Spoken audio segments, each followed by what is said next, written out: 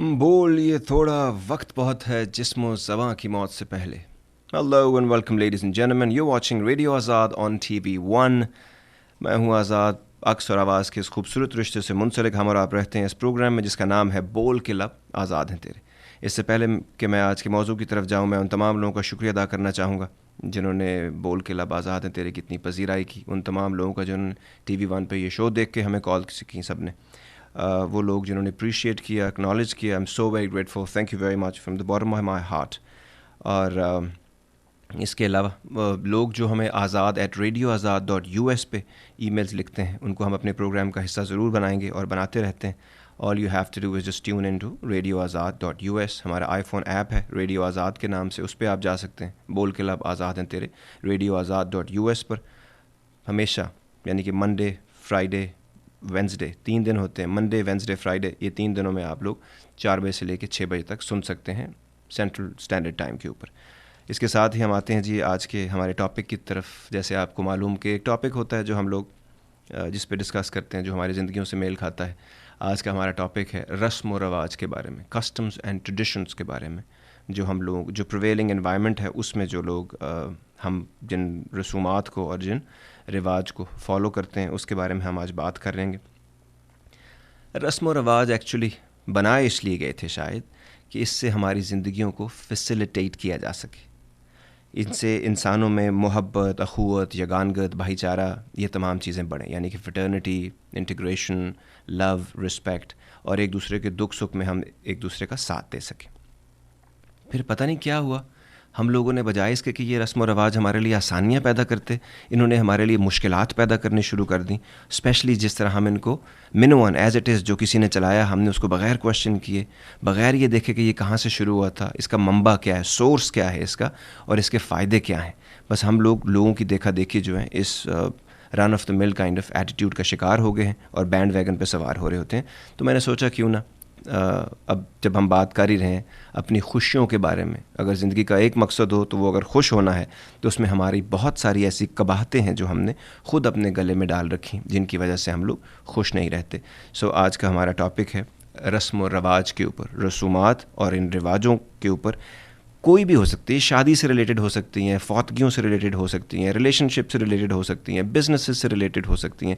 जिस चीज़ के बारे में आप बात करना चाहें उसमें कुछ रसूमात हैं, कुछ रिवाज हैं जो हम लोगों ने अपनाए हैं.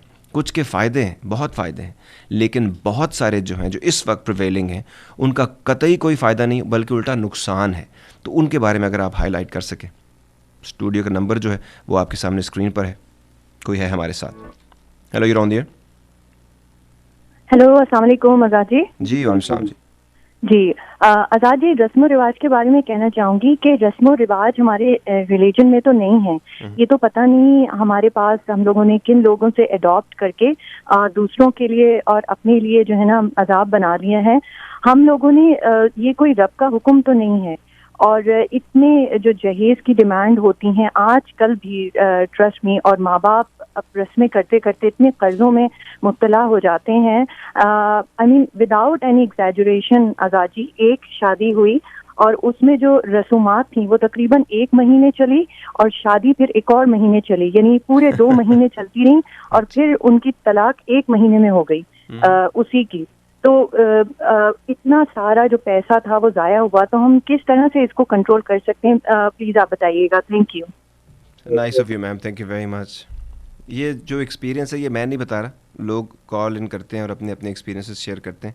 शादी के को महीना एक लग गया उसको उसकी सजाने संवारने में और ये ढोलकियाँ और बाकी चीज़ें करने में, और फिर उसके बाद 1 महीना इवेंट्स चलते रहे लोगों के गाहे गाहे, और उसके बाद फिर महीना 2 शादी चली. ये बहुत आम सी आजकल बात होती जा रही है. एक ज़माने में शादियाँ जो हैं वो परमानेंट होती थी, अब बहुत ही टेम्प्रेरी हैं और उसमें बहुत सारी चीज़ें इन्वॉल्व हैं. सबसे बड़ी बात तो ये है कि हम लोगों ने सोचा ही, उन्होंने शुरू में एक बात भी की थी कि बहुत सारी चीज़ों का हमारे रिलीजन से कोई ताल्लुक़ नहीं. ये भी सच है, बहुत सारी बातों का जिनको हमने फॉलो करना है, हुजूर पाक की ज़िंदगी को या उन और जो हमारे रोल मॉडल्स हैं उनका इन रिवाज से कोई ताल्लुक़ ही नहीं है, इन रसूमात से भी कोई ताल्लुक़ नहीं है. हमारी जब हम बड़े हो रहे थे शादियाँ 3 दिन की होती थी, मेरा ढोलकी होती थी, मेहंदी होती थी, और उसके बाद रुखसती होती थी, फिर वलीमा होता था, और वो भी रिस्पॉन्सिबिलिटी बांट ली जाती थी और बड़ा सिंपल सा काम होता था. हम जिनका नाम लेकर पहले अंगूठे चूमते हैं, फिर आंखों से लगाते हैं, लेकिन उसके बाद हम उनको जानते भी नहीं हैं। हम बच्चों को सारी ज़िंदगी जिनके बारे में पढ़ाते रहते हैं, वो स्कूल में जो चीज़ें पढ़ते रहते हैं, उनको हम अपनी ज़िंदगी में कभी भी उनकी चीज़ें इनकॉर्पोरेट नहीं करते। तो उस वक्त खड़े कैसे हो पाएंगे जब हम चाहेंगे कि वो हमारी शफात के लिए दरख्वास्त कर दें? तो हम अपने लिए हमने चीज़ें मुश्किलात, और बहुत सारे लोग हैं जो जहेज़ की एक ये अजीब सी एक लानत है जो हमने अपने गले डाल दी। इसको आप कहीं ट्रेस बैक करें, ये किसी ऐसे कल्चर से ली जा चुकी है जहाँ पर वो लड़की का हक जो है वो शादी के साथ ही ख़त्म हो जाता है, तो जो कुछ भी उसको देना होता है साथ ही दे देते हैं। हालांकि जो लड़की है वो आपकी जो बहन है या जो बेटी है किसी की, वो परमानेंट आपकी जायदाद में भी, आपकी ज़िंदगी की हर चीज़ में, दुख सुख में, हर चीज़ में हिस्सेदार है। और इसमें मैंने और क्या सजेशन देने, और भी बहुत लोग आएंगे जो उसके बारे में बात करेंगे। और ये बहुत बड़ी एक अजीब एक रस्मों के नाम के ऊपर भी एक लानत है जो हमने अपने पे कर लिया है। और आप यकीन करेंगे, मैं पाकिस्तान में कितने ही इतने फैमिलीज़ को जानता हूँ, आप लोग इंडिया में जानते होंगे अपने रिश्तेदारों को भी, जो सिर्फ गरीब होने की वजह से, लोगों की जहेज़ की डिमांड पूरी ना करने की वजह से, हमारी कई बहनें और बेटियाँ जो हैं वो अपने अपने घरों में बैठी हैं आज तक, क्योंकि वो एक ये रस्म जो है वो नहीं पूरी कर सके, या वो एक रवाज जो है उनके माँ बाप नहीं पूरी कर सकते। हालांकि उनमें सारे वो गुण हैं जो कि किसी भी अच्छी शादी के लिए ज़रूरी होते हैं। सो आगे आके इसके बारे में बात भी करते हैं कि इसको कैसे, इसकी रोकथाम कैसे की जा सकती है। कोई है हमारे साथ? हेलो रौंदी है। अस्सलाम वालेकुम व रहमतुल्लाहि व बरकातुहू। सर जी वालेकुम सलाम। दी ऑनरेबल मोहतरमा ने जिन्होंने स्टार्ट किया ये प्रोग्राम टुडे, उन्होंने फरमाया कि ये शादी का जो प्रॉब्लम्स हैं, तो मैं भी यही सब्जेक्ट इसी के ऊपर ही रोशनी थोड़ी डालूंगा। क्यों? इसलिए कि इन द मुआशरा जिसमें मैं ग्रो अप हुआ सियालकोट में, वहाँ मैं देखता था कि ये जो है ना रसूमात जो है इन्होंने ऐसी लोगों ने की हुई हैं कि वो लोग बेचारे बैंकरप्ट हो जाते हैं, और मतलब बाद में लड़ाई झगड़े इतने होते हैं, वो लोग जो है कर्जे में डूब जाते हैं। तो मैंने जब बड़ा हुआ था, तो मतलब जब मैंने शादी करने का सोचा, तो मैंने कहा कि मैं इस रस्म को तोड़ दूं, कम से कम मैं प्रैक्टिकल कोई काम ऐसा करूं। तो मैंने क्या किया कि मैं खुद अप्रोच किया। सारी स्टोरी मैं बाद में किसी वक्त बताऊंगा, शायद सुना होगा आपने कि मैं जब जाने वाला था कनाडा में, मुझे मेरी कंपनी, ऑयल कंपनी लेके जा रही थी, तो 1961 की बात है ये। तो उस वक्त मैंने कहा कि भाई ये बात है कि मुझे यहाँ से अगर मैं कोई चला जाऊंगा तो वहाँ किसी मेम को पकड़ लूंगा मैं, तो बेहतर ये है यहाँ से अपनी कोई ऐसी शरीके हयात तलाश करूं। तो अब मैं अकेला था, मेरे माँ बाप नहीं थे, तो मैंने कहा कि चलो मैं कोशिश करता हूँ। इत्तेफाक से एक दिन एक लेडी को मैंने देखा जो हमारे ऑफिस के करीब से गुजर रही थी, तो बड़ी मेरा शी वाज स्टन्ड, उनकी ब्यूटी इतनी थी कि मैं आई वाज ऐसे था कि जैसे बेल स्टार्टेड रिंगिंग। तो मैं मौका देख के उनके घर पहुंचा और जाके मैं एक दरवाजा खटखटाया एक दिन, तो उनकी मदर बाहर निकली। मैं समझा मदर है, लेकिन बाद में पता लगा कि वो बर्मा से आई हैं और वो उनकी आंटी हैं। तो मैंने उनको बताया कि मैं इधर अमेरिकन कंपनी में काम करता हूँ। तो बड़ी कहती है आज अंदर आए, बैठे बात करें। तो हुआ ये कि थोड़ी देर उनसे बात की, तो मैंने कहा कि मैं आपको लंच पे लेके जाना चाहता हूँ, क्योंकि मैं जो जा रहा हूँ, ये सारा किस्सा बताया, तो मुझे शरीक हयात की तलाश है, तो मैं आपसे बात करना चाहता हूँ इस सिलसिले में। तो दैट्स हाउ आई स्टार्टेड। लेकिन यह है कि जब शादी का दिन सब तय हो गया, देवर सरप्राइज सच ए डायरेक्ट अप्रोच, और शादी का एक्सेप्ट कर लिया उन्होंने। मैंने कहा लेकिन इस तरह करेंगे कि वो हैफ करेंगे, आधा आप दें, जो कोई खर्चा हो आधा आप दें, ज्यादा कोई इलेबोरेट प्रोग्राम नहीं होगा, सिंपल प्रोग्राम होगा कि मतलब बना ले आपको चीजें, केक वगैरह, ये सब चीजें जो होती हैं छोटी छोटी चीजें, और very small, because I was not a rich person, I just started my job, you know. Sir ये बताइए, ये कौन से सन की बात है? 1961 की बात कर रहा हूं। अच्छा सर, 1961 में आपने इतना बड़ा स्टेप लिया। उस जमाने में और शादियां कैसे हुआ करती थी? बस और शादियां तो मतलब ये है कि जैसा लड़कियों को जहां भी धकेल देते हैं बेचारी चली जाती थी, कोई सोचता नहीं था, कोई कुछ करता नहीं था। और जहेज उस वक्त भी प्रिवेलिंग था? जहेज बहुत प्रिवेलिंग था, इतना ज्यादा कि लोग कंगाल हो जाते हैं भाई। Nice of you sir, thank you very much. ये जी 1960s की बात हो रही है, 55-56 साल पहले की बात हो रही है जो अभी वो बता रहे थे, और उसमें खलीक साहब ने स्टैंड लिया। वो क्यों खलीक साहब हैं वो आहिस्ता आहिस्ता आप जान जाएंगे। हमने उनके लिए एक स्पेशल शो छोड़ा है जिसमें हम उनके बारे में बात करेंगे। लेकिन ऐसे लोग होते हैं जो स्टैंड्स लेते हैं। सो ये बहुत कम लोगों को इस बारे में पता है, और लोग हमेशा कहते हैं हाँ जी हमें पता है, हाँ जी हमें पता है, बस क्या करें, लोग क्या कहते हैं। ये बड़ा इंपॉर्टेंट होता है लोग क्या कहते हैं हमारे लिए। आप यकीन करें मैं इतने स्टेट्स में गया हूँ जब से मैं शो कर रहा हूँ, तकरीबन 10 साल होने वाले हैं अब, और हर स्टेट में मुझे अगर कोई नया भी बंदा भी मिला है ना और कोई नया लिसनर भी मिला है तो उसने मुझे एक शो के बारे में ज़रूर बताया। अपने करियर के 1500 से ज़्यादा शोज़ में तकरीबन 50 एक दफ़ा अगर मुझे किसी ने 50 ही टॉपिक दिए ज़्यादा से ज़्यादा मुझे लोगों ने, और उन 50 में से भी ज़्यादातर लोगों ने एक ही टॉपिक दिया कि लोग क्या कहेंगे। ये एक फैक्टर है जो हमारी ज़िंदगी को गवर्न करता है, बल्कि घुन की तरह खा गया है हमको, और हमने इसके पीछे अपनी ज़िंदगी ज़ाया कर दी है। कर्ज़े लेकर शादी तो चाहे आप जो मर्ज़ी कर लें, लोग कभी खुश नहीं होंगे ना। आपके घर के खाने से आला काम कर लें आप, उसके बाद बच्चों को कुछ ना कुछ दे दें, अब सब कुछ भी अगर दे देंगे तब भी वो लोग दूसरी तरफ से जो जिनको जहेज़ का चस्का लगा हुआ है वो कोई ना कोई बात ज़रूर सुनाएंगे आपको। Eight the end of the day होगा क्या कि आप अपने लिए और मुसीबतें पैदा कर लेंगे, आप अपने ख़र्चे नहीं पूरे कर पाएंगे। और मकरूज़ करके कौन बेटी चाहती है, कौन बेटा चाहता है कि उनके माँ बाप मकरूज़ हो जाएं उनकी ज़िंदगी के बाद, और फिर वो जो पैसे लगे होते हैं वो दूसरी तरफ से बेटा भी नहीं दे रहा होता, ना बेटी की तरफ से कुछ आता है, क्योंकि उनकी अपनी इतनी रिस्पॉन्सिबिलिटीज़ होती हैं। सवाल ये आया था कि इसको कैसे और इसके बारे में क्या किया जा सकता है। बिल्कुल उसके बारे में ही बात करेंगे हम, लेकिन ये समझना ज़रूरी है कि देखें, ये भी ज़रूरी है कि अब इसको बात को यहीं कर दिया जाए, क्योंकि और भी बहुत सारी हमारी रसूमात हैं। सबसे पहले तो लोग इस बारे में ख़्याल रखें कि लड़की और लड़के ने नई ज़िंदगी शुरू करनी है।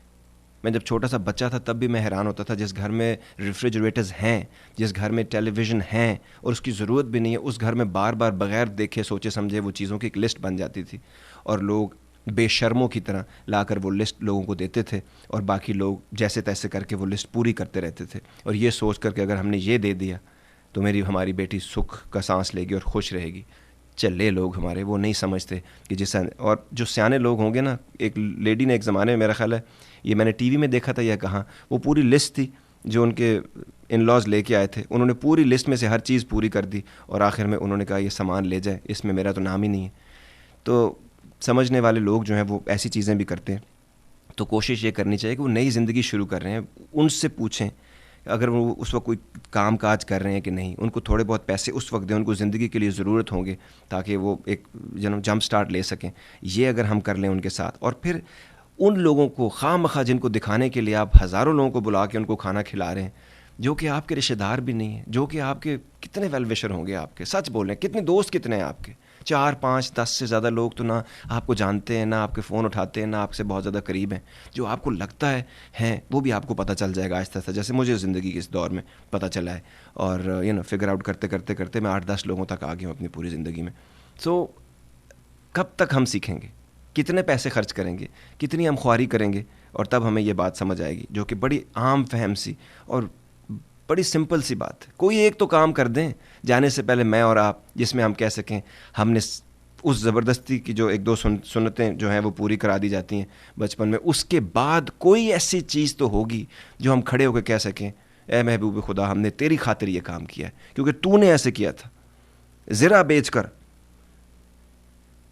लोगों को थोड़ा सा जो भी दूध पिला सकते थे, खाना खिला सकते थे, खजूरें खिला सकते थे, लोग शादी कर लिया करते थे। वो लोग जिनके बारे में हमारी ज़बानें बात करते करते नहीं थकते हम, लेकिन करते क्या हैं हम। इसीलिए हम वो बड़े ख़ास काम नहीं करते, इसीलिए हम छोटे छोटे आम काम करते करते आम आदमी की छोटी सी मौत मर जाते। सोचिएगा ज़रूर। कोई है हमारे साथ? Hello, you're on the air. Hello Azad, Nizam बोल रहा हूँ, कैसे हो? निज़ाम सर बिल्कुल ठीक ठाक सर, खैरियत से, आप बताइए। पहले तो I am always impressed by Khalil sahab, straightforwardness, his courage, his sincerity, it's amazing, you know, the kind of person he is sir, and we all learn from him. रस्म रिवाज की बात आती है तो मेरा ख्याल है बहुत से जो रस्म रिवाज है हमारे वो सुपरस्टिशन से बहुत रिलेटेड है, मेरा ख्याल है। बिल्कुल बिल्कुल। एक बाप दादा से कोई एक चीज चली आ रही है, ना किसी ने उस पर कभी गौर किया है, ना लॉजिक ढूंढी है, बस ये कि वो करते आ रहे हैं तो हम भी करेंगे, वरना ऐसा हो जाएगा वैसा हो जाएगा ना। तो आई थिंक इस पर अगर आप कुछ रोशनी डाल सके कि superstition has a lot to do with our रस्म रिवाज। Nice of you sir, thank you very much. Superstition को जो उर्दू में कहते हैं तोहमात, और ये हमारी ज़ईफ़ुल एतकादी का कमाल शाखसाना है। लेकिन छोटी सी कमर्शियल ब्रेक लेते हैं, ब्रेक के बाद वापस आते हैं। आप अपने पॉइंट्स के साथ तैयार रहिएगा, बहुत कुछ है कहने और सुनने को। Welcome back ladies and gentleman, you watching radio Azad on TV1। बात हो रही है जी रस्म और रिवाज। ऊपर जो हमारे प्रिवेलिंग रस्म और रवाज हैं ये हमने कहाँ से लिए हैं, इनमें कौन कौन से जो ऐसे रस्म और रवाज हैं जो रिडंडेंट हो चुके हैं, जिनके ऊपर हमने एक्शन लेना है अपनी ज़िंदगी को बेहतर और आसान करने के लिए और फैसिलिटेट करने के लिए अपनी ज़िंदगी को। इससे पहले बात हो रही थी हमारे बहुत सारे जो ज़ईफ़ उल एतक़ादी के बारे में, जो सुपरस्टिशंस हम लोगों ने अपनी ज़िंदगी का ओढ़ना बिछोना बना लिया है। और ज़ईफ़ उल एतक़ादी कहते हैं ईमान के कमज़ोर होने को, जिसकी वजह से ये हम लोगों के अंदर डर आया है। और आप यकीन करें मैं हैरान हो जाता हूँ जब मैंने ख़ुद अपने कानों से सुना एक शादी के अंदर, मैंने खैर उनके साथ जो किया वो तो बात की बात है, लेकिन एक शादी के अंदर एक लड़की जिसके हस्बैंड की डेथ हो गई थी, उसका साया लड़की पे ना पड़ जाए क्योंकि वो मनहूस है। मतलब 50, 60, 70 साल की एक लेडी जिनकी टांगें पहले से कब्र में होती हैं, कितनी ज़िंदगी जी लेंगे हम, 60, 70, 80 साल, 90 साल, 100 साल। उस वक्त भी अगर किसी इंसान को ये ना समझ आए तो वो आदमी का जहन कितना बंद होगा और कितना वो बेचारा बदकिस्मत आदमी होगा जिसको इतनी समझ नहीं आई। वो खुद बदकिस्मत थी बेचारी, जिनको इतनी समझ नहीं आई कि खुदा के होने के ऊपर आप किसी दूसरे आदमी को मनहूस कह रहे हैं। ये हमारी बहन हो सकती है, हमारी बेटी हो सकती है, कोई भी माँ हो सकती है, कोई भी हो सकता है। आप ये क्यों नहीं सोचते कि ये आपके साथ भी हो सकता है, मेरे साथ भी हो सकता है, और हम लोगों को मुंह फाड़ के मनहूस कह देते हैं। आपने कभी उस बच्ची के जिसका पहले से हस्बैंड की डेथ हो गई है, जिसके बच्चे की डेथ हो गई है, या उसके साथ कोई और मिसहैप हो गया, उसके दिल में झांक के देखा कि उसके ऊपर क्या गुजरी होगी। ऊपर से ये भी एक कलंक का टीका लगा रहे हैं आप उसके ऊपर। बदकिस्मत अगर इस दुनिया में कोई है तो सिर्फ एक आदमी जो अपनी तकदीर के दरवाजे अपनी जहालत की वजह से खुद अपने आप पे बंद करता है और किस्मत को कोसता रहता है। इसके अलावा कोई बंदा बदकिस्मत नहीं है। कुछ और रिवाज हैं जी हमारे शादियों के ऊपर ख़र्चों के बारे में। देखें, इतना हम खाना ज़ाया करते हैं। गांव में जब खाना चलो बच जाता है, वो बनाया ही इतना जाता है, वो जो लोग आते हैं बनाने के लिए उनको एग्जैक्टली पता होता है कितने लोग हैं, लेकिन अगर बच जाते हैं तो गांव के तमाम गरीब लोगों को दिया जाता है और अब तो उनको साथ भी खिलाया जाता है और बहुत सारी और चीज़ें की जाती हैं। लेकिन यहाँ पर अमेरिका में रहते हुए मैंने देखा है इसराफ़ की हद है। हम लोग इतना खाना अपनी प्लेटों में ज़ाया करते हैं और इतना खाना हम वैसे ज़ाया कर देते हैं। और जहाँ पर खाना ऐसा कोई बहुत कम लोग होते हैं जिनको आप ये खाना पहुँचा सकें। इस दुनिया में 1.4 बिलियन लोग, मैं बहुत दफ़ा कह चुका हूँ, इस वक्त इस दुनिया में ऐसे हैं जिनको नहीं पता उनको लंच मिलेगा या डिनर मिलेगा कि नहीं, या हो सकता है एक खाना किसी तरह मिल जाए उनको। तो वैसे लोगों को ढूंढिए और अगर ज़्यादा बन जाए खुदा ना खास्ता तो उनको दीजिए और बाकी वो जो पैसे हैं उनको इस्तेमाल कीजिए। मैं आप यकीन करें, छोटा सा बच्चा था, हमारे गांव में इलेक्शन पे बड़े मसले होते हैं। अब भी लोग एक दूसरे को, क्योंकि हम जहालत के और पत्थरों के ज़माने में रहते हैं, आज भी लोगों को गोलियां मार देते हैं।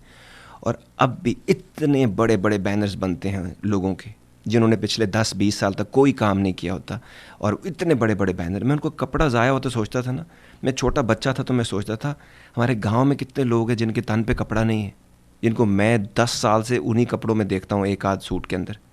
हम वो कपड़ा इनको दे दें, वोट तो उन्होंने भी दे देना है आपको, लेकिन हमें समझ नहीं है, हमारे दिमाग बंद हैं, क्योंकि ये दिखावे की इस चीज़ ने हमें इतना पागल कर दिया है। और इतने पैसे हम इलेक्शन पे लगाते हैं, फिर कमाने के लिए होता होगा, उससे ज़्यादा कमाने लोग क्यों ना कमाएं, क्योंकि वो बिज़नेस है, इन्वेस्टमेंट कर रहे होते हैं, हालांकि ये काम इंसानियत की खिदमत के लिए था। सो इस किस्म की और भी बहुत सारी रसूमात हैं। 25 लाख रुपए का सूट, लहंगा, जो आपने सिर्फ एक दफ़ा पहनना है। मतलब हमें, या तो हमारे पास बहुत ज़्यादा है और हम बहुत ज़्यादा दान भी करते हैं, फिर ठीक है, मतलब ठीक है, लेकिन अगर नहीं है तो एक दफ़ा पहनने के लिए, जस्ट बिकॉज आपका night in the shining armour और सिंड्रेला बनने की जो स्टोरी है, जो आपने सारी ज़िंदगी जी है, उसके लिए आप जो है वो इतना आपने खुद अगर कमाया तो ज़रूर करें। लेकिन अगर बाप के कमाए हुए हैं या माँ बाप के कमाए हुए हैं तो कुछ खुदा का खौफ करें, बल्कि उनको कहा भी करें कि इसकी इतनी ज़रूरत नहीं है। वो ज़ेवरात जो हम पहनते ही नहीं हैं, मतलब थोड़ा बहुत कर लें।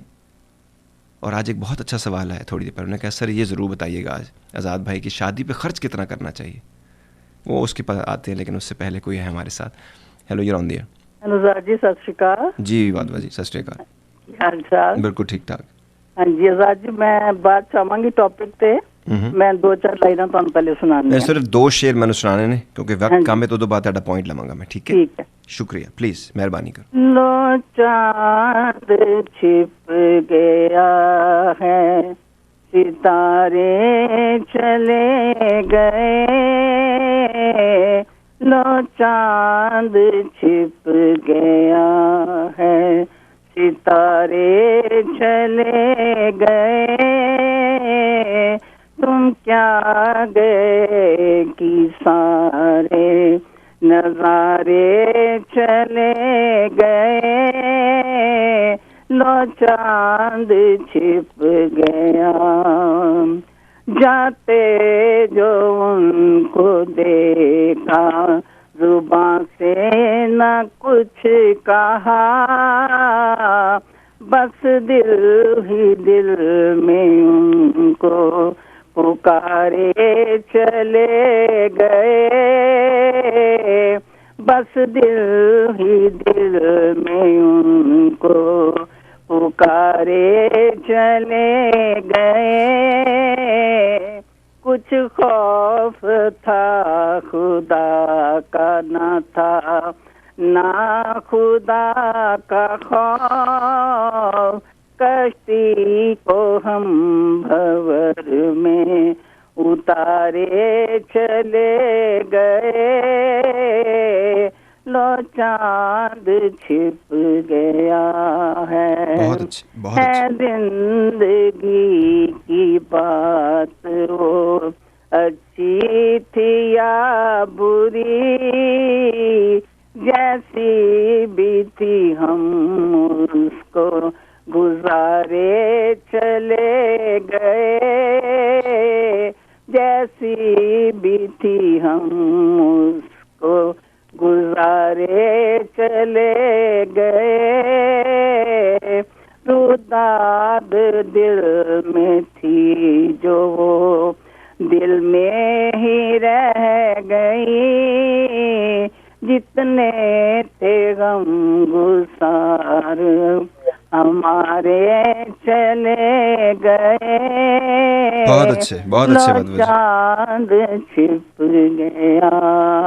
Nice of you, thank you very much. We are very grateful all the way from Canada, लोगों के साथ आपने शेयर किया। एक कोई पॉइंट भी होगा रस्म रिवाज पे प्लीज। पॉइंट यही है आजाद जी कि ये रस्म रिवाज बहुत जो बढ़ते जाते हैं, जस्ट लाइक है जैसे वो कच्ची लस्सी में पानी डाल दिया तो बढ़ता जाता है, लंबा करते जाते, लस्सी को लंबा, हम गांव में कहते थे लस्सी को लंबा कर दो। जी, तो ये है कि रस्म रिवाज जितने बढ़ाते जाओ बढ़ते जाते हैं, लेकिन जो पिछले जमाने में रस्म रिवाज रखे जाते थे खुशी गमी में इकट्ठे होके, खुशी कहते हैं ना, खुशी में आप आओ तो खुशी बढ़ जाती है, गम में आओ तो गम आपका बांटा जाता है।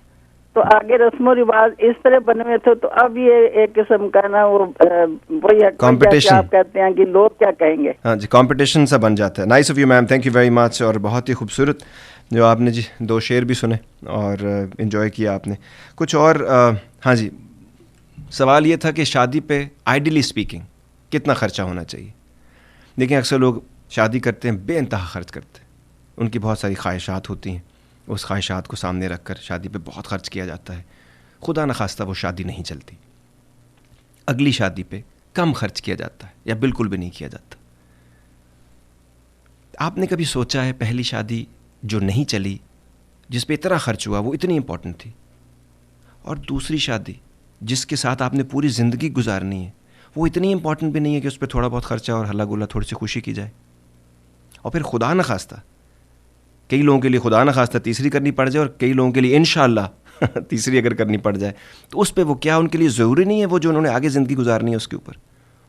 तो गौर करना इन बातों के ऊपर। मेरे ख्याल से, मेरा ज़ाती ख्याल है ये, आप लोग मेरे और भी बहुत सारे ख्यालात के साथ मुत्तफ़िक नहीं होंगे, लेकिन पहली शादी पे भी उतना ही खर्चा होना चाहिए जितना दूसरी पे हुआ है। तो आपको खुद समझ आ जाएगी कि पहली पे भी कम करना है, ताकि दूसरी भी अपनी नई ज़िंदगी शुरू, पिछली नहीं चली, आप हर्टफुल जो है फील कर रहे हैं, टाइम एंड एनर्जी वेस्ट हुआ है, उससे आपने कुछ सीखा है, आप ज़्यादा मैच्योर इंसान हैं, तो फिर लेकिन आप साथ खुश भी हैं और एक खुशी से स्टार्ट ले रहे हैं, तो इतना कर दीजिए कि जो पहली पे हो सके। और अगर खुदा न खास्ता ये भी नहीं चलती, ये शादियां जो है ना, ये हम लोगों ने इसका इतना बड़ा इशू बनाया है। आप हुजूर पाक की ज़िंदगी में जाइए, मैंने पढ़ा है, आप भी पढ़ के देखिए, उन्होंने पहली शादी जो की थी वो खुद 25 के थे, हज़रत खदीजा जो थी 40 साल की थी, उनका पहले शादी भी हो चुकी थी, बच्चा भी था। उसके अलावा उन्होंने कई ऐसी शादियां की जिसमें लेडी जो थी उनकी दूसरी शादी थी, कई की तीसरी शादी भी थी। तो ये हम लोगों ने इसका इतना बड़ा इशू बना दिया और हमें लगता है ये ज़िंदगी और मौत का, और पता नहीं हम इसमें इसराफ़ करेंगे और हम क्या दिखाना चाहते हैं। और मैंने आपको अक्सर बताया, जो लोग शादियों के अपनी शादी का too good to be true करके उसको फेसबुक पे और हर जगह पे फ़ोटो लगाते रहते हैं, आपके सामने ही है, वो ज़्यादा दिन नहीं चलती हैं। सो इन बातों को समझना है, हमने ख़र्चा उस तरह करना है, वो सारी चीज़ें ऐसी करनी है कि खुशी को भी अपने जहन में रखना है और वैसे करना है जैसे जब दूसरे लोग आएँ उनको भी पता हो कि ये जो खुशी मनाई जा रही है। तो अगर आपने दूसरी का सोच के पहली में लगाए पैसे तो आपको पता होगा कितने लगाने। आइडिया है, सोच लीजिएगा। इसके अलावा एक और हमारी बीमारी है जो मैंने अपने गांव में भी देखी है, अपने रिश्तेदारों में भी देखी है, घर में भी देखी है, जिसके बारे में हमेशा मैं बोलता रहता हूँ। कोई फौत हो जाता है तो इतना दुख हो रहा होता है जिसकी माँ मर गई है, जिस आदमी का बाप मर गया है। कैसे आपको इस बात का ख्याल रहता है कि कोई आया है या कोई नहीं आया? मेरी माँ मर गई थी, मेरे फादर की डेथ हो गई, तो मुझे याद भी नहीं था कौन आया कौन नहीं आया। जितने ज़्यादा आए हैं लोग उतनी ज़्यादा रिस्पॉन्सिबिलिटी है। ये कोई फ़ख्र की बात थोड़ी है। फौतगी पे जाने और दुआ करने के लिए मेरा कॉन्सेप्ट बड़ा क्लियर है, जितना जनाजे का है। महल्ले में से एक बंदा भी आ जाता है, महल्ले की हाज़िरी लग जाती है। आसानी पैदा करनी है। लोग इस बात को लेकर अपनी ज़िंदगियाँ ख़राब कर लेते हैं कि वो उन्होंने हमारी फ़लाँ की माँ की दुआ नहीं की या बाप की दुआ नहीं की, सगे रिश्ते टूट जाते हैं। कोई फ़र्क नहीं पड़ता, या वो बिज़ी होंगे या वो कोई और इम्पॉर्टेंट काम होगा या वो नहीं आ सके होंगे, या अगर उनके लिए इतना इम्पॉर्टेंट नहीं है, कोई बात नहीं है। दिल को बड़ा करना होता है। हर आदमी हर जगह हर वक्त आपके मुताबिक नहीं आ सकता आपकी गम और खुशी में शरीक होने के लिए। तो शादियों में भी लोग ना आए तो कोई बात नहीं है, गम में भी जो ना आ सकें तो कोई बात नहीं है। इस तरह जब हम करेंगे तो हमारी शादियां भी आसान हो जाएंगी और हमारी मौतें भी आसान हो जाएंगी। सोचिएगा ज़रूर। कोई है हमारे साथ? हेलो अस्सलाम वालेकुम। जी वालेकुम है जी। Amazing topic for today. हम लोग, मैं थोड़ी सी बात करना चाहूँगी कि इतनी निटी ग्रिटीज में हम फंस जाते हैं कि हम वो जो चीज़ होती है उसका पूरा एसेंस या स्पिरिट मार देते हैं हम लोग, उसकी रेख मार देते हैं। एग्जैक्टली कि हम इतने ज़्यादा उन रस्मों रिवाजों में, आपके कुछ रस्मों रिवाज, no matter it's like been there, nobody can change it, there certain things अच्छी लगती हैं, कुछ एंजॉय भी करते हैं लोग, उनके बारे में आप नहीं कह सकते कि all of them are like the same. But the thing is this कि जो आपको डिसफंक्शनल कर दें, जो आपको प्रॉब्लम में डाल दें, जिस तरह I'm sure पहले भी बात अभी कर रहे होंगे कि शादियों पर जो होता है, या if somebody passed away तो उस पर होता है, या कोई बीमार होता है, जिस तरह it happened to me couple of times कि if I'm sick so I don't want anybody around, I just want to rest. लेकिन लोग इतना ज़्यादा आना जाना शुरू कर देते हैं और सारा कुछ करने से कि आप का कोई रेस्ट नहीं हो सकता। आप यकीन करें, वो तो एक और बात है। मैंने ये देखा है गांव में जो लोग उम्रा या हज करके आते हैं ना, उनकी कहते हैं, मेरे रब कहते हैं कुरान में है ना कि मेरा हज मेरे पे आसान कर दे, क्योंकि बहुत मुश्किल एक फ़र्ज़ है। हमारे लोग वहाँ पे कहते हैं हम इतना नहीं थकते जितना ये चाय मिठाइयाँ करके और ये हाजिरी दे दे के लोगों की जो हमारे घर आते हैं उसमें हम इतना थका देते हैं, और सिर्फ इसलिए कि ये वहाँ से आए हैं। और कोई मतलब अगर आब ज़मज़म मिल गया तो हमारे गुनाह धुल जाएंगे, और कुछ इसलिए कि वहाँ से आए हैं तो बस ये रिचुअल है कि भाई उनको मिलना ही मिलना है। वन मोर थिंग कि लाइक जिस तरह मेरे यहाँ से टाइम, जिसके पास टाइम भी बहुत होता है ना, वो भी इन चीज़ों पे ज़्यादा रिलाई करते हैं, a lot about it, कि नैग करते हैं या कुछ। आपके पास टाइम नहीं है, आजकल तो लोग इनविटेशन आपके टेक्स्ट पर हो गए हैं, लिटरली टेक्स्ट पर आते हैं। वैसे ये बहुत बड़े दुख की बात है, ये रिवाज जो है ना, आप यकीन करें, मैं इसके रिवाज के बारे में बात करना चाहूँगा। मैं किसी बंदे को ईद पे टेक्स्ट नहीं करता अब, क्योंकि मुझे अब ये समझ आ गई, अगर कोई मेरे लिए बहुत इंपॉर्टेंट है ना तो मैं उसको कॉल करता हूँ। ये टेक्सटिंग ने ना हम लोगों की ज़िंदगी, और ये इतना एक अजीब से, कोई भी किसी को उठा के टेक्स्ट करते हैं, doesn't mean anything actually. Like evolve हो रहा है सब कुछ, इवॉल्व हो रहा है, लेकिन ह्यूमन कनेक्शन नहीं है। फिर जब हम कहते हैं ना कि हमें कोई चीज़ कर रहे हैं, हमें सपोर्ट करें, तो 5 बंदे नहीं इकट्ठे होते, क्योंकि हम कहते हैं जी एडवर्टाइजमेंट होनी चाहिए टीवी और रेडियो के लिए, तो कोई नहीं इकट्ठा होगा, बिकॉज वो 80-20 का रूल है ना। 80% of the business comes from 20% of the people that you know and work with. So वो 20% लोगों के साथ हमारा फ़ोन पे बात करना, कनेक्शन बिल्डअप करना, उनके साथ मुलाकात करना, ये चीज़ें बहुत ज़रूरी हैं। Obviously communication does make a difference, आप लोगों के होता है, लेकिन आई थिंक समटाइम्स क्या होता है कि लोग एक्सपेक्ट भी बहुत करते हैं कि लाइक ये भी रिवाज है ना बैक होम कि अगर आप शादी का कार्ड किसी को घर देने नहीं जा रहे और मेल कर दिया है तब भी लोग माइंड कर जाते हैं और उस पे भी नहीं आते, क्योंकि शादी हमने आसानी के लिए थोड़ी की थी, ये तो हमने लड़ाई झगड़े तो हमने पैदा करनी नहीं है किसी के लिए वो हमने जो वो काम हमने जो शुरू किया हुआ है. It's time for short commercial break ladies and gentleman. We will be back. Thank you very much ma'am. Welcome back ladies and gentleman. You watching radio Azad on TV 1. आज का हमारा टॉपिक है रस्म और रिवाज के बारे में. हमारे ऐसे कौन से रसूमात हैं हमारी या रिवाज हैं हमारे जो हम लोगों जिनको फॉलो करते हैं और बजाय इसके कि हमारे लिए आसानियाँ पैदा करें वो मुश्किलें पैदा करते हैं. शुरू में जैसे किसी ने कहा था जी, कई हमारे जो रिवाज हैं ना, मैं आपको यकीन से कह सकता हूँ कि आप अगर इनको ठीक तरीके से फॉलो करें, इनका ताल्लुक़ हमारे मज़हब से बिल्कुल भी नज़र नहीं आएगा आपको. इसका ताल्लुक़ हमारे असलाफ़ से, हमारे वो जो रोल मॉडल्स हैं जिनको हम इतना फॉलो करते हैं, उनके बारे में हम बातें करते हैं, उनसे इसका कोई ताल्लुक़ नज़र नहीं आएगा. अगर कोई ताल्लुक़ नहीं है तो फिर ये गंद का टोकरा हम पिछले 25, 30, 40 सालों से अपने सर पर लेकर क्यों घूम रहे हैं. इकबाल ने शायद हमारे जैसे लोगों के लिए कहा था ना कि हकीकत खराफात में खो गई, ये उम्मत रवायात में खो गई. मैं सीरियसली आपसे ये कहना चाहता हूँ कि just give it a thought, dig out the origin और the source of the customs and traditions that we are following, most of them, and at the end of it you will mostly find an immature, insecure moron.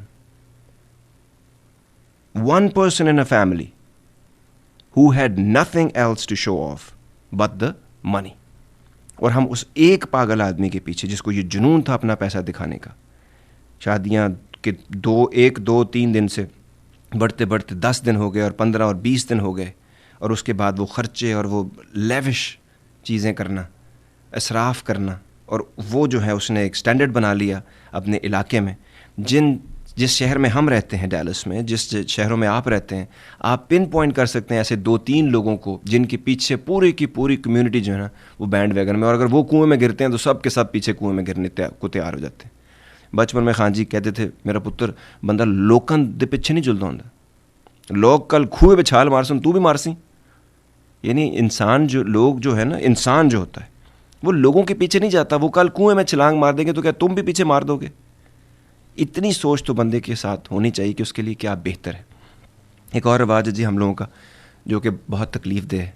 हम Pathan culture में पैदा हुए हैं और वहाँ पर ये बहुत ज़्यादा था, लेकिन वो मैं देख रहा हूँ कि आजकल ज़्यादातर हर तरफ है और आज भी है, और वो है बेटियों को पीछे रखना और बेटों को फौकियत देना बेटियों के ऊपर. ये नया ज़माना है, इसमें वो सारे काम जो बेटे कर सकते हैं वो बेटियां भी कर सकती हैं. उनका एक जैसा हक होना चाहिए और उनको एक जैसा बचपन में एनवायरनमेंट मिलना चाहिए पनपने का और अपनी ज़िंदगी को बेहतर से बेहतर करने का, and to reach to their optimum potential. इसका ज़रूर ख्याल रखिएगा. ये एक रिवाज है जो कि लोग बेटियों के लिए कहते हैं जी हर चीज़ सख्तियाँ हैं और बेटों के लिए छूटें हैं, और उसके बाद फिर उन छूट को ही हम रोते रहते हैं. एक और चीज़ है बच्चों के बेजा नखरे उठाने का नया रिवाज हम लोगों ने पाल लिया है, और हम इसको कहते हैं कि हम बच्चों से दोस्ती कर रहे हैं.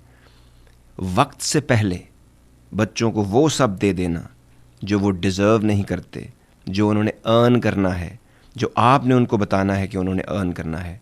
टफ़ लव एक्सरसाइज करनी है, उनको बेहतर इंसान बनाना है, उनको चीज़ों की वैल्यू के बारे में, वर्थ के बारे में नहीं, वैल्यू के बारे में उनको थोड़ा सा समझाना है, और आहिस्ता आहिस्ता उनको पॉजिटिव रीइंफोर्समेंट करनी है उनके ऊपर. पनिशमेंट्स की बात मैं नहीं कर रहा हूँ, लेकिन पॉजिटिव रीइंफोर्समेंट जो है वो बहुत ज़रूरी है कि अगर आप ये करेंगे तो ये होगा, और अगर आप ऐसे नहीं करेंगे बेटा तो फिर ये भूल जाओ. और एक और रिवाज है to give in to their demands. तो छोटी उम्र में जब भी जो मांगते हैं वो आप उनको पहले ना करते जाते हैं और फिर आप मान जाते हैं. तो उनको ये बात उनकी ज़िंदगी में, उनकी घुट्टी में पड़ जाती है कि आप स्क्वीकी बर्ड की तरह you will get the oil at the end. So वो क्या करते हैं, वो लगे रहते हैं जब तक यू गिव इन. ये भी एक रिवाज है हम लोगों का जो हम लोगों ने अपने गले बांध रखा है. उसके अलावा हम लोगों का एक और रिवाज है, जो चीज़ हम अफोर्ड नहीं कर सकते हम वो चीज़ बाय कर लेते हैं घर लोगों को दिखाने के लिए. जो गाड़ी हम अफोर्ड नहीं कर सकते जिसकी किस्तें, वो हम ले लेते हैं. तो उस वक्त हम कहते हैं जी लोग हमें ये समझें, लोग हमें वो समझें. तो जब बैंकरप्सी हो जाती है तो फिर क्या होता है, उस वक्त लोग क्या सोच रहे होते हैं, उस वक्त हमें इतनी एहसास नहीं होता. हमें सियाने कहते थे जितनी चादर है उतने पाँव फैलाने हैं आपने, चादर देख कर पाँव फैलाएं। तो ये भी हमारे बहुत सारे हमारे अजीब किस्म के रिवाजों से, जिन लोगों के साथ हमने उठना बैठना खाना पीना ही नहीं, जो मुसीबत में जिन्होंने हमें कुछ देना ही नहीं, हम उन लोगों के पीछे हम अपनी ज़िंदगियां जो हैं वो ज़ाया कर देते हैं। और फिर हम कहते हैं हमारे साथ खुदा ने ऐसा क्यों किया। खुदा ने तो ऐसा कुछ नहीं किया, हमने खुद अपने साथ किया है। और एक और बीमारी है हम लोगों को, सोसाइटी में ऐसा होता है। हम लोग इतने सियाने हैं ही नहीं, इतनी अकल ही नहीं है हम लोगों में कि हम सोसाइटी को समझ सकें। हम जब सोसाइटी कह रहे होते हैं ना, हम लोग, जितनी हमारी टनल विजन है और जितनी हमारी शॉर्ट साइटेडनेस है, हम लोग जब सोसाइटी कहते हैं उसका मतलब होता है some of the acquaintances, some of the people that I know in my circle, that's it. इतनी तो हमारी विजन ही नहीं है कि हम सोसाइटी को समझ सकें, क्योंकि हम इन्हीं लोगों से उठते बैठते खाते पीते मिलते हैं, इन्हीं के बारे में पीठ पीछे बातें करते हैं और इन्हीं के साथ जाके दोबारा मिलना शुरू हो जाते हैं। सोसाइटी में तो बहुत बाकमाल लोग हैं, ब्रिलियंट लोग हैं, ओपन माइंडेड लोग हैं, लिबरल लोग हैं, और उनको पता है। अगला पॉइंट जो आ रहा है वो इससे रिलेटेड है। एक और हमारा जो रिवाज है जिसके पीछे हम कुछ भी करने को तैयार हैं, फैशन। ब्रांड्स के अलावा लोग कुछ पहनना ही नहीं चाहते। वो हर चीज़ के ऊपर अब ब्रांड्स आ गए हैं। अब हिजाब तो ब्रांड्स में आ ही गए हैं, मुझे जो लगता है बहुत जल्द कफन भी है ना, वो भी ब्रांड्स के होंगे, और लोग कहेंगे जी मैं फलां को हमने अरमानी में दफन किया है या गुची में दफन किया हमने। एक और पॉइंट है जो मैं ज़रूर बात करना चाहूँगा, वो एक रिवाज है जो मैंने देखा और मुझे उसका सबसे ज़्यादा तकलीफ़ है।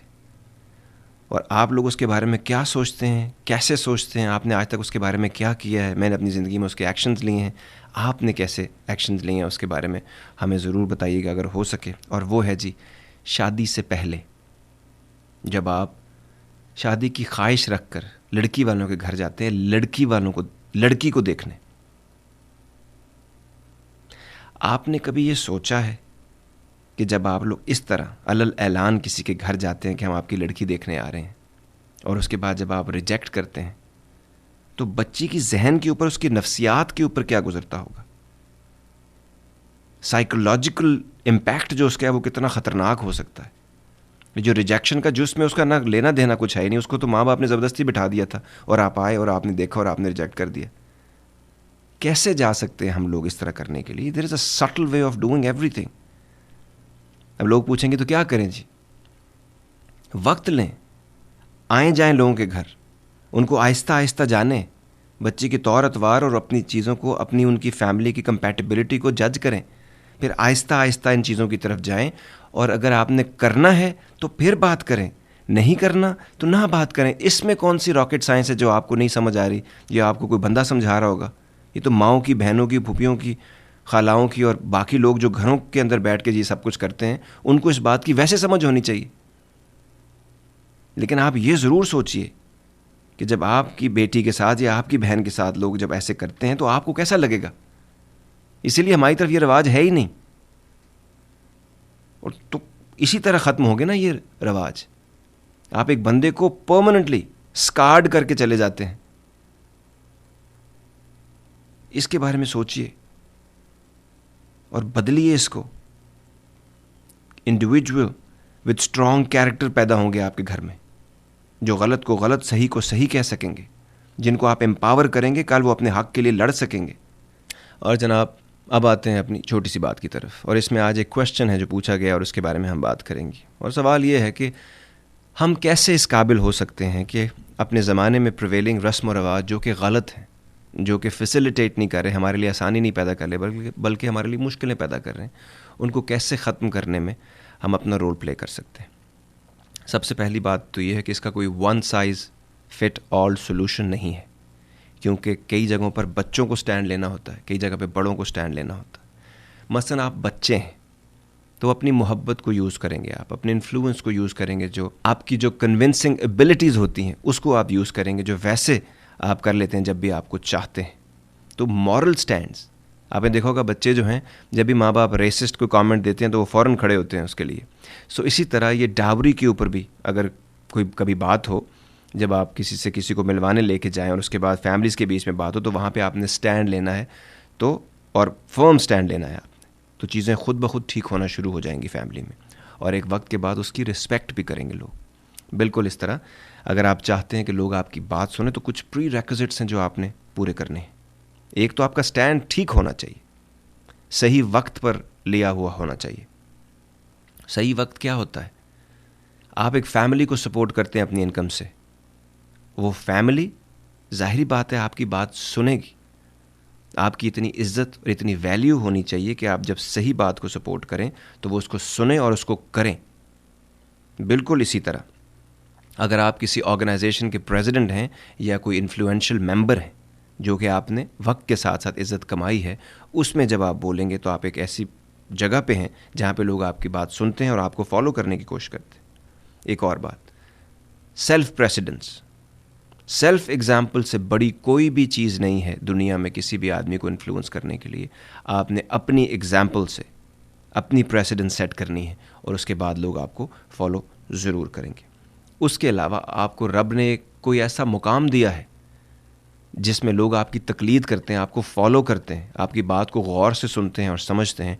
उस मुकाम को आपने इस्तेमाल करना है और लोगों को ख़ुद भी सीधे रास्ते पर रहना है और लोगों को भी कोशिश करनी है कि वो भी उस रास्ते पे रहें। इसलिए नहीं कि आप चाहते हैं, इसलिए that is the right thing to do. और फिर उसके बाद अगर आप कोई कम्युनिटी लीडर हैं, कोई भी ऐसी जगह पे हैं आप जहाँ पे आप कुछ करवा सकते हैं लोगों से, वहाँ पर आप अपने इन्फ्लुएंस को यूज़ करके ये जो कोई भी गलत किस्म की रस्म व रवाज है उसकी से आप जान छुड़ाइए। लोग ख़ुद भी आसानी की ज़िंदगी जिएंगे और आपकी ज़िंदगी भी आसान होगी। और एक आखिरी बात, प्लीज़ ये इंसान होने को अपनी कमज़ोरी के तौर पे इस्तेमाल करना बंद करें। मर्द कहते हैं आखिर क्या करें, हम मर्द हैं। लेडीज़ कहती हैं हम क्या करें, आखिर हम औरतें हैं। ये मर्द और औरत होना कमज़ोरी नहीं है, ये स्ट्रेंथ है आपकी। इसको इस्तेमाल करना है। ज़ॉम्बी बनने से बाहर निकलें। जो भी आपको लोगों ने कह दिया है कि औरतें ऐसी होंगी, मर्द ऐसे होंगे, ये स्ट्रक्चर ऐसा रहेगा, नहीं, ज़माना बदल गया है, हालात बदल गए हैं, सिचुएशंस बदल गई हैं, रिस्पॉन्सिबिलिटीज़ बदल गई हैं, तो बाकी चीज़ें भी आप डिसाइड करेंगे। और इसके साथ ही आज की नज़्म जो लिखी थी हमने और हमने कहा आपके साथ शेयर कर लें, कुछ फरमाइश भी थी जी कि वो आपकी एक नज़्म है और उसमें आपको अपना बहुत कुछ नज़र आएगा। इस नज़्म का उन्वान है आदमी एक्टिंग ही तो करता है। जब दिल टूट टूट जाता है, जब यार छूट छूट जाता है, जब महबूब जिंदगी भर साथ निभाने का वादा भूल कर बीच भंवर छोड़ जाता है, तब मजबूत दिखने की आदमी एक्टिंग ही तो करता है। जब मां के सांस का दामन उसका जिस्म छोड़ जाता है, जब बाप की मैयत को कंधा देना छूट जाता है,